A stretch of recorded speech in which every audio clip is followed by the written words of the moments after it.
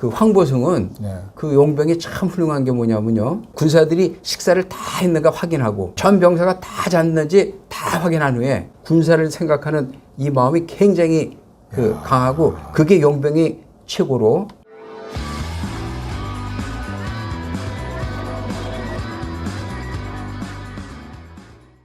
반갑습니다. 정사영웅삼국지 강영원. 신현철입니다.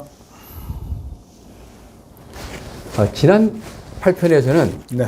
황건 농민군 장보의 요술로 인해서 네. 크게 낭패를 보게 된 우중랑장 주진이 네. 장보의 요술을 깰 방책을 분석했다고 했죠. 그랬죠. 네.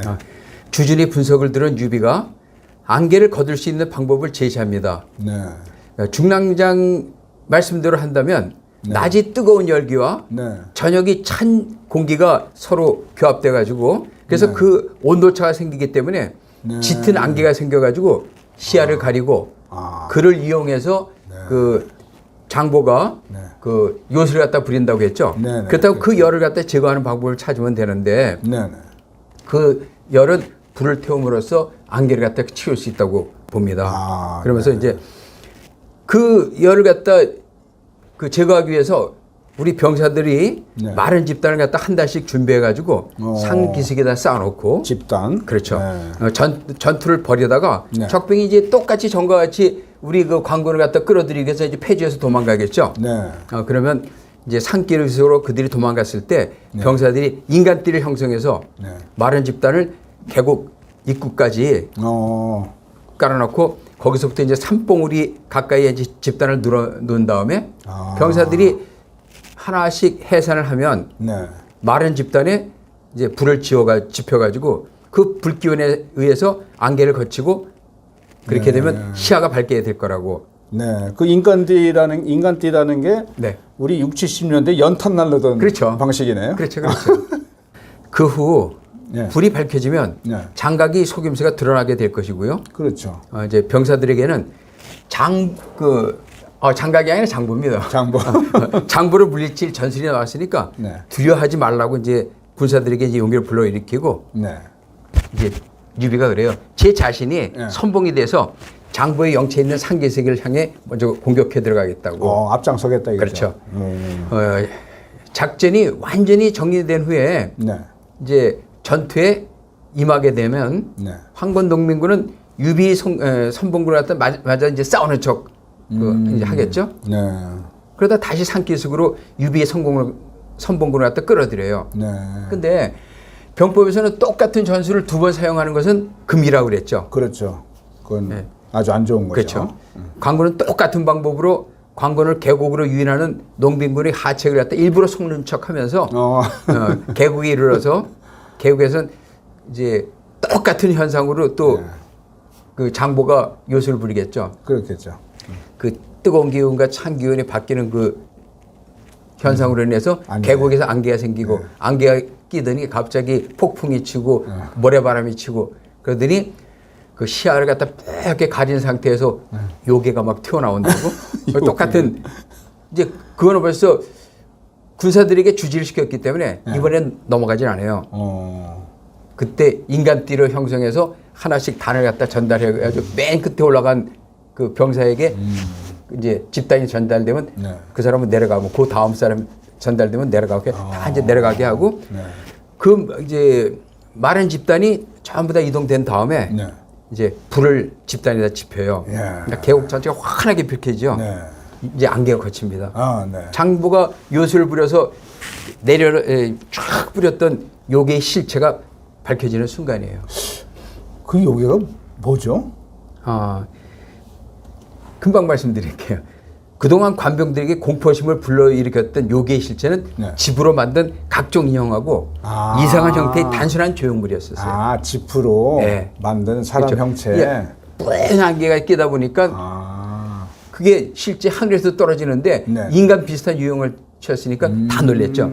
이제 그동안 그 황건 농민군은 장보의 신통한 요술에 의해서 승리를 만끽해왔는데 이러한 그 황건 농민군이 기대하던 신비가 이제 무너지죠. 이제 들통이 난 거죠. 그렇죠. 갈피를 잡지 못하고 우왕좌왕하죠.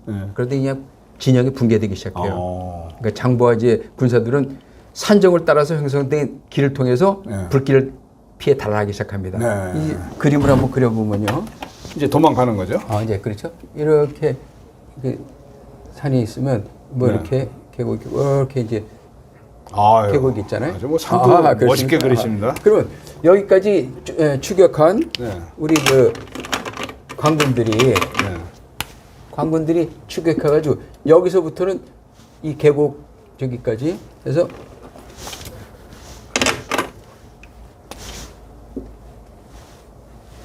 네. 여기서부터 사람이 쭉 나열해요. 네. 그냥 깊은 계곡이니까. 네. 네. 나열해놓고 집단 놓은 다음에 네. 여기다 그냥 불 붙이니까 계곡이 환하게 밝혀졌죠. 안개가 싹 거친 그렇죠. 거죠. 그리고 이들은 여기서 진영을 저기 했다가 나니까 옆에 산 이 길을 통해 가지고 반대편으로 도망가는 거예요. 도망가야죠. 그렇죠. 네. 결국은 그 요술이라는 게 과학에 의해서 이제 밝혀진 거예요. 네.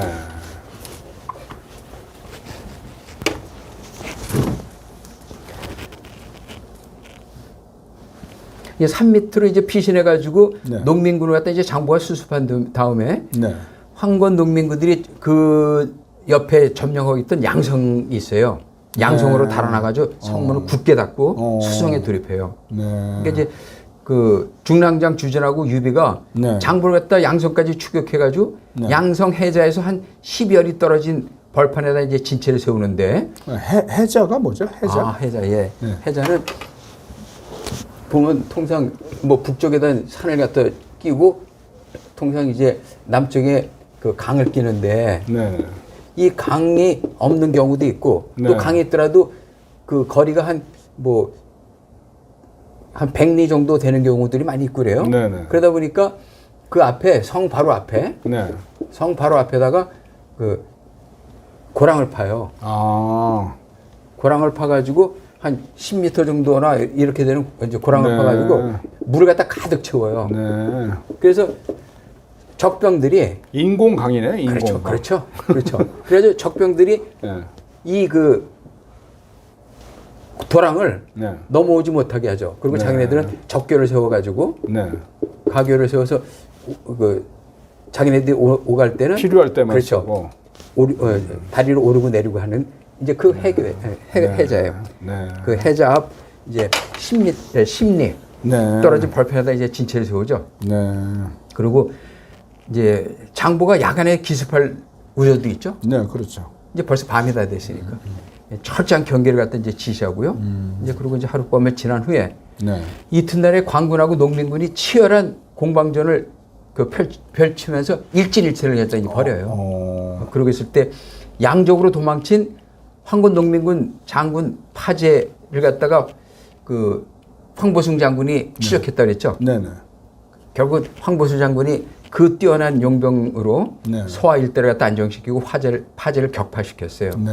그 후에다 복사가 이끌던 동군, 네. 동군의 황건적까지도 격파하고 이제 복사를 갖다 생포하고. 네. 그러니까 이 황보숭은 싸울 때마다 승리를 이끌었죠. 네. 그 이제 승리를 이끈 황보숭에게 조정에서는 그 곡양에서 전투가 지금 어렵게 되고 있으니까 그쪽으로 가라고 이제 명령을 내렸어요. 그래가지고 뭐 완전 구원투세예요, 황보숭은. 이제 명장이네요. 명장이죠. 그 당시 최고 명장이죠. 곡양으로 이제 진격하던 도중에 양성에 잠깐 들르게 되죠. 네. 그때 이제 주준이 황보숭 장군에게 어려움을 호소해요. 그러니까 황보숭이 잠깐 그 주준이 말을 듣더니 이제 조언을 던지는 거죠. 적장 장보는 네. 지형에 유리한 점을 갖다 이용할 줄 아는 지공 장군이다. 지금 같은 상황에선 그 장보가 느낄 때 네. 자기들은 성을 지키면서 농성하는 것이 최고의 방법을 생각하는데 네. 이들을 성 밖으로 끌어내는 방법을 네. 지금 이제 강구하자고. 그때 이제 조조가 황보숭 장군의 부장이라고 그랬죠. 네, 그렇죠. 조조가 황군 농민군을 끌어내려면 장보가 안심하고 성 밖으로 나올 수 있도록 확실한 거짓 정보, 속을 만한 거짓 정보를 갖다 흘려야 한다고. 그러면서 이제 조이산 계책을 갖다 활용해야 된다고 그래요. 조호 이산 예. 계책이요? 조리산이라고 하면요. 네. 호랑이를 네. 산에서 네. 분리시키는 거예요.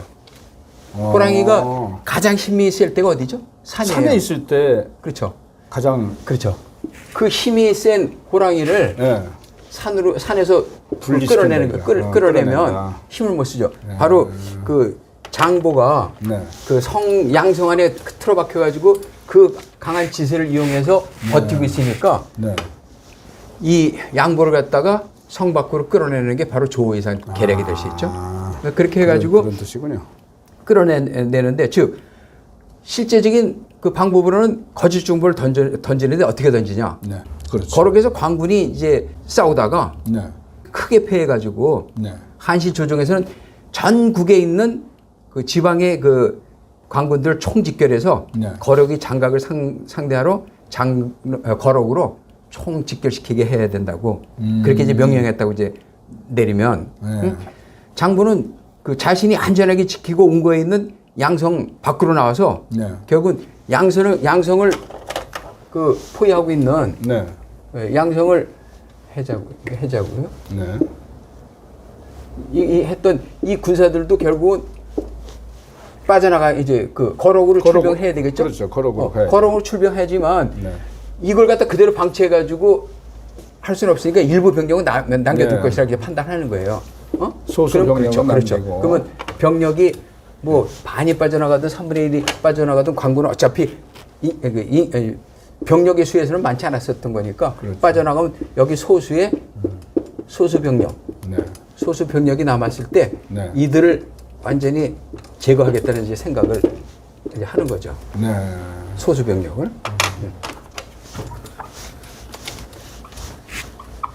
이제 그렇게 이제 만들자고 하면서 소수 병력이 그 관군을 갖다 섬멸하러 내려올 때 이때 관군은 실제로 거록으로 이제 출병당하는 건 아니죠. 그러니까 이제 거짓말한 거고. 그렇죠. 네. 그때 이제 그 암도진창 그 계략을 세워가지고 그 이제 치자고 하는 거죠. 암도진창은 또 암도진창이라고 하면은 오늘 공부 많이 합니다. 예. 암도진창이라고 그래가지고 네. 이제 암도진창 전략으로 해가지고 거록으로 가는 척하면서 네. 부산을 떨면 네. 농민군들은 양성을 둘러싼 그 관군들이 실제로 거록으로 떠나는 줄 알고 네. 사실을 받아들일 거라고 해요. 그렇죠. 근데 이제 여기서 암도진창을 설명해 드릴게요. 네. 암도진창은 건너는 척 엄밀히 응? 네. 건너는 척 어디로 건너는 척 하면서 진창으로 넘어가는 거예요. 네. 진짜. 이거 뭐냐면 이 전략은 저희 그 한유방 때 한신하고요. 네네. 그 다음에 초항우가 네. 싸움을 벌일 때 네. 그 한신이 그 항우를 갖다 이제 공략하기 위해서 관중으로 직접 공격하는 척을 해요. 근데 이제 관중을 하면 이제 큰 길이 있겠잖아요. 그죠? 네. 네. 이제 여기 항우가 있고 네. 그 다음에 여기 한신이 네. 근데 여기는 벌써 항우의 대군이 딱 그 막고 있죠. 네. 항우의 대군이 딱 그 막고 있으니까 이제 가지 못하는데 실제 일로 가는 척 이제 방향을 잡아놔니까 네. 항우가 이거 넘어오지 못하도록 딱 막고 있죠. 네. 근데 진창에 딱 해가지고 진창은 어떻게 되냐면 이게 산이 있으면 네. 이 허리 같은 데 이렇게 아주 사람 하나 다닐 수 있는 잔도가 있어요. 이 잔도를 갖다 그냥 개설을 시켜요. 그래가지고 진창으로 돌아서 항우의 뒤를 갖다 공격해가지고 척결하는 방법이었죠. 진창까지 그렇죠. 몰래 갔다 이거죠. 진창으로 돌아 넘어간 거예요. 여기는 그러니까 마치 관중으로 딱 치고 들어갈 것 같으면서 실제로 진창으로 돌아서 흠이라도 공격해버린 거죠. 네. 이런 이제 전략으로 이제 임한다는 거죠. 네. 이제 그 사이에 이제 그 우리는 거록으로 가는 척하던 그 관군들 갖다 네. 방향을 돌려가지고 야음에 밤에 보이지 않게 살짝 은밀히 양성 인근에 있는 강변이 갈대숲에 매복시킨다고요. 조조가 그 전략을 갖다 이제 던져놓고요. 네. 그러고 나서 그 하루를 갖다 이제 지내는데 네. 그 다음날 주진이 네. 그 병사들이 갖다 총 소집해서 그 명령을 내리죠. 네. 기드의 조조가 네. 일부 병사를 데리고 양성에 남아서 반란군과 이제 교전을 벌이다가 짐짓패하는 척하며 갈대숲으로 유인하는 임무를 차질이 수행하도록 하라고. 그럼 나머지 군사들은 나를 따라서 거럭으로 출병할 준비를 하는데 그 출병의 날짜는 나흘 이후로 미룬다고 이렇게 해요. 아, 4일 뒤에로요? 4일 뒤로. 왜 그렇게 늦추는 거죠? 원래 병법에서는 신속하게 행동에 옮기라고 하는 게 일반적이지 않습니까? 그렇죠. 네. 그 병법에서는 신속하게 이제 군사를 갖다 이동시키는 게 최선이라고 그랬는데 이 당시에는 장보를 완전히 속임수를 넣어줘가지고 안심하게 만들려면 시간적인 여유가 있어야죠. 그러니까 그 주진이 자기 병사들에게는 함구를 시키고 그 다음에 그렇게 돼 있다는 거짓 그 정보를 갖다 흘려가지고 그 정보가 적의 정찰병에 의해서 받아들여져서 충분히 전달되는 그렇죠. 기간 그렇게 하려고 시간을 준 거죠. 그랬군요. 네. 그리고 이제 주진이 그 회군을 발표한 지 이제 사흘이 지나가지고 오후 신시 무렵에 대군을 이끌고 이제 거럭을 향해서 출발한 것처럼 위계를 부리는데 주진이 거럭을 향해 출병하고 양성 앞에 이제 그 소시 병력만이 남아 있는 것을 갖다 보게 된 그 장군은 곧바로 그 성안의 병사를 갖다 이끌고 이제 공격 명령을 내려요. 그때 조조가 관군들에게 사전 명령을 내린 게 있었죠. 군사들은 몸을 보존해가지고 적병을 갖다 방어하다가 적당한 시점에 재빨리 갈대숲 앞으로 이제 도주하라고 이제 했죠. 유인하라고 그렇죠. 했죠. 그때 이제 총병력을 동원한 장보의 거센 공격을 받고 조조가 지휘하는 관군이 점차 밀리기 시작하는 거죠. 그때 이제 조조가 기다렸다는 듯이 퇴각하라 하고 이제 명령을 내려요. 그러니까 장보는 퇴각하는 관군의 뒤를 쫓아가지고 갈대숲까지 파죽지세로 진격하죠. 그리고 조조는 농민군을 갈대숲까지 유도하는 임무를 완성한 다음에 재빨리 기병을 이끌고 양성원을 통하는 협로를 향해요. 이게 뭐냐면은 무슨 영화의 한 장면 같습니다. 그렇죠. 이제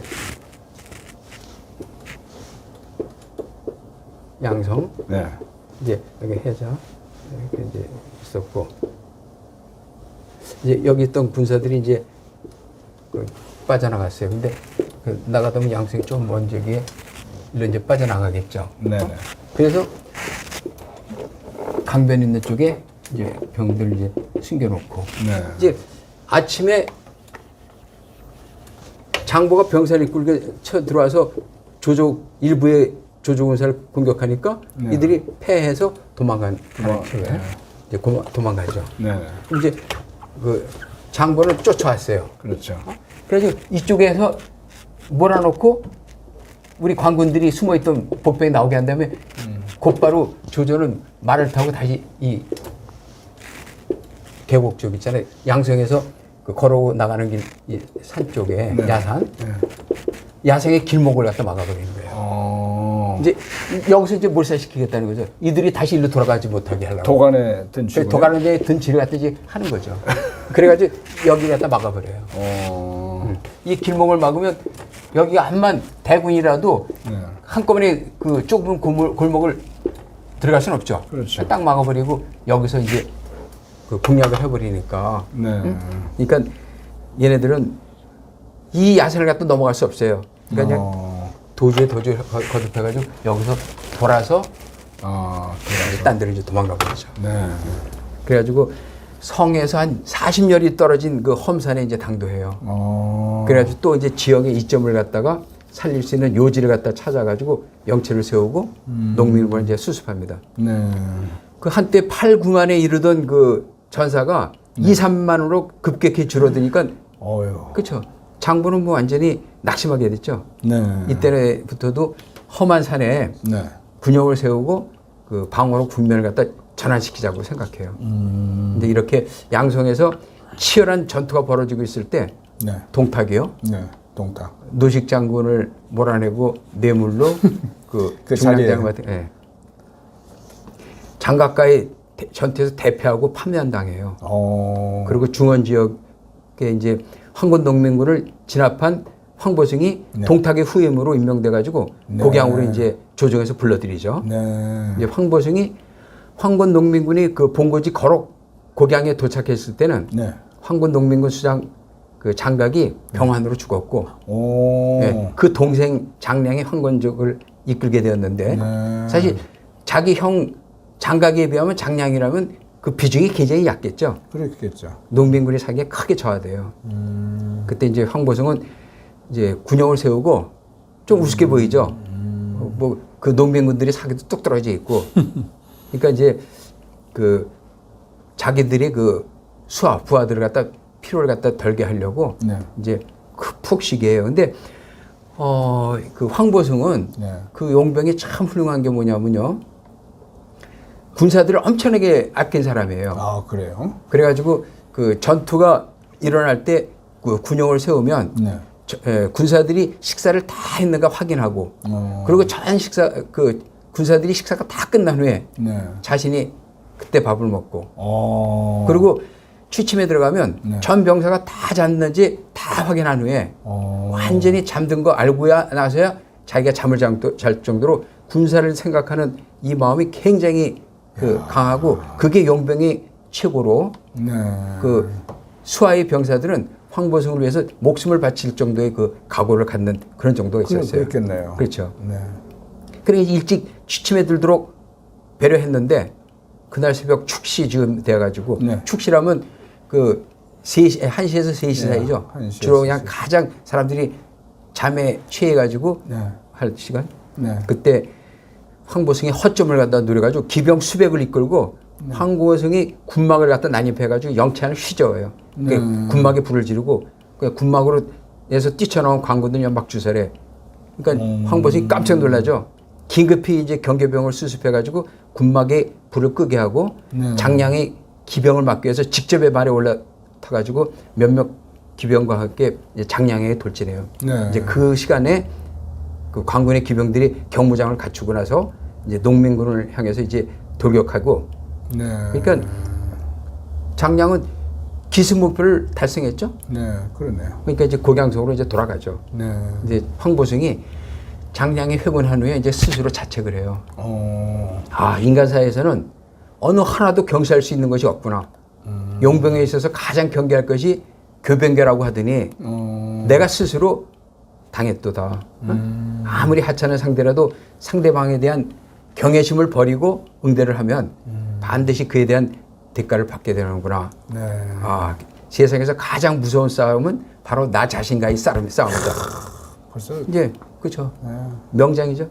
그 상대를 우습게 생각해가지고 이제 황보승이 장량의 그 기습으로 큰 위기를 접한 이후에는 신중한 전투를 갖다 벌여가지고 네. 황보승이 지휘를 받는 그 곽전, 거럭태수 곽전. 네. 그 다음에 기도의 조조는 7번 싸워서 7번 모두를 갖다 승리하고 그리고 황보승은 최종적으로 곡양의 벌판에서 그 장각이 죽었다 그랬죠. 네, 그렇죠. 이제 인공장군 장량하고 마지막 막내 네. 마지막 결전을 갖다 치르게 돼요. 그러니까 이제 184년 9월에 네. 황보승은 거럭태수 곽전 네. 부장 조조를 선봉으로 세운 후에 특별한 주지를 줍니다. 적병이 비록 농민군이라고 해도 3만이라는 대군이 남아있는 이상 섣불리 움직여서는 아군이 그 피해가 막심할 거라고 효율적으로 그 적병을 공략할 방법을 찾으라고. 네. 이때 이제 조조가 오랫동안 그 적병을 몰아낼 계책을 세우고 있었어요. 네. 딱 이제 조조가 말합니다. 황군 농민군은 사실상 전사로 하기보다는 농민에 가깝다는 걸 전투를 통해서 느꼈다고. 이들이 야전에 진영을 세워서 우리 아군과 대적하고 있지만은 네. 이들이 진 진영을 늘 보면 네. 농산물이 있는 논밭 있잖아요. 네. 논밭은 피해가지고 경사가 있는 야산에다가 진체를 구축했다고. 이거는 농군이 네. 농산물, 수확물에 대한 애착이라고. 그렇겠죠. 그리고 이들이 장기간에 대비하기 위해서는 식량을 확보해야 되는데 네. 이제 그 당시에는 이제 그 백성들이 네. 농민군에게 굉장한 애착을 두고 식량에 대한 걱정 별로 없었다고 했는데 이제는 그 백성들 입장에서 농민군이 자꾸 그냥 전부 다 관군에게 다 지고 하니까 이제는 기회주의적으로 관군이 싫으면서도 그 농민군을 도와줄 수가 없게 돼요. 그래서 식량이 부족하게 된 거예요. 근데 그 식량을 확보하려면 벼를 갖다 수확해야 되는데 네. 별을 수확하지 못하는 건 우리 관군들이 공습을 갖다 할 것을 갖다 우려해가지고 적극적으로 수확에 임하지 못하는 것 같다고. 네. 이제 벼 수확기가 끝났지만 아직 수확하지 못한 벼를 우리 관군 둔전병들이 그 수확을 하면서 전투에 대한 경계를 갖다 풀어주면 농민군들도 벼 수확을 위해서 잠시 전투를 멎을 거라고. 그리고 경계심을 풀 거라고. 이들이 벼 수확을 하도록 며칠 동안 방치해두면 경계심을 늦추고 안심하고 이제 수확을 할 때 기습전을 갖다 벌려가지고 단숨에 농민을 제압하는 방법을 쓰자고. 거록태수 곽전이 기도의 네. 그 만천과의 전략이 일견 의미가 있는 듯하다고요. 네? 만천과예요? 만천과의. 예. 그것도 무슨 뜻입니까? 그 전략 전술이 그 짧은 그 실제 전투 속에서 엄청나게 많이 나오죠. 네. 이게 실제 인간 세상에서도 많이 저희가 되더라고요. 네.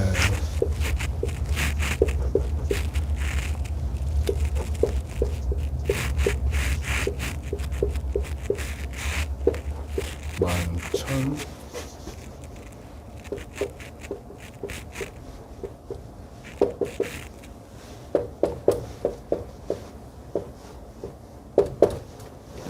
하늘을 기망해서 네. 바다를 건넌다 이런 뜻이죠. 하늘을 이제 기망하는 거예요. 기망해서 네. 이걸로 하늘을 저기 하는데 기망하고 바다를 걷는다. 그 일주일에 네.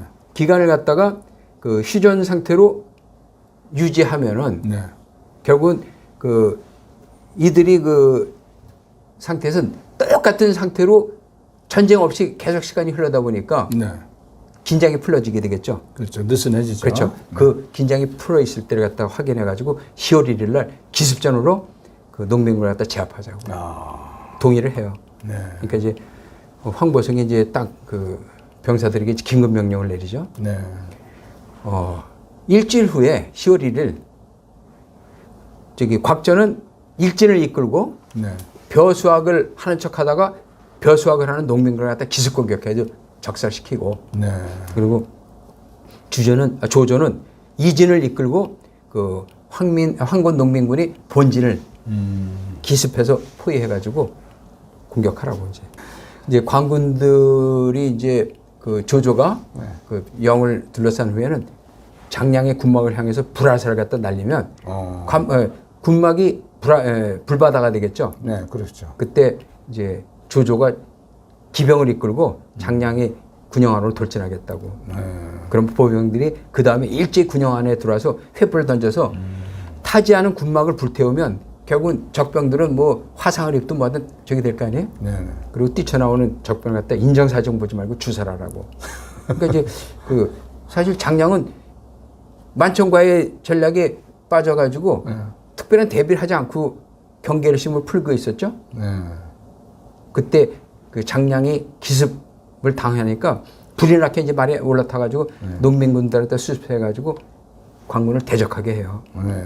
근데 준비된 그 정예병을 방심하고 있던 농민군이 대적하는 건 계속 병법에 불가능하다 그랬죠. 네, 힘들죠. 그렇죠.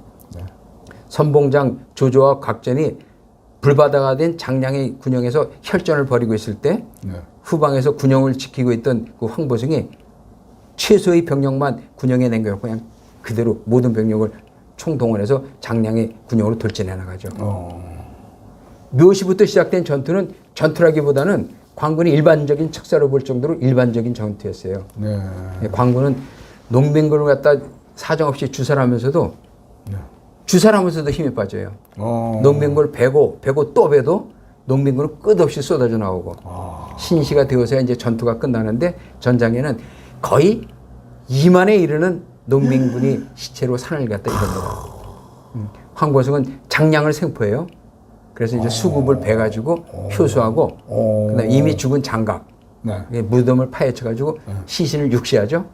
그리고 수급을 낙양으로 보내요. 그러니까 이제 영제는 황보승이 공로를 인정해가지고 도양으로 봉하고 조조의 역할이 굉장히 컸죠. 그렇죠. 조조는 제남 지방의 재상으로 임명해요. 네. 이때 이제 황보승이 그 영제에게 노식 장군이 그 무고를 갖다가 전하면서 방면을 요청하니까 네. 조정에서는 다시 노식을 중랑장으로 복귀시켜요. 예, 이제 이 전투에서 황건 농민군의 잔재는 완전히 붕괴되고 네. 곡양 전투에서 광군의 승리로 막을 내리고 네. 이제 황보석은 군사를 재정비해서 아직 전투가 끝나지 않은 양성, 네. 그 장부와 장기간 대치하고 있는 주준을 지원하러 이제 출병합니다. 네. 예. 이상으로 9편은 끝을 맺고 다음 10편에서는 양성 전투에서 유비가 반관계로 장보를 물리치고 완성 전투에서 주준과 송견, 황보승, 조조의 활약상을 말씀드리겠습니다. 끝까지 시청해 주신 시청자 여러분께 감사드리고 다음 10편에서는 더욱 좋은 주제로 찾아뵙겠습니다. 감사합니다.